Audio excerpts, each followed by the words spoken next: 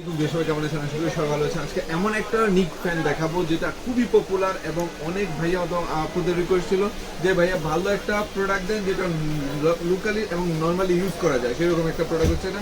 এটা হচ্ছে খুবই চমৎকার। এটা প্রোডাক্টটা দেখেন, একটা প্রোডাক্টের ফিনিশিং দেখলে বুঝতে পারেন প্রোডাক্টের কত।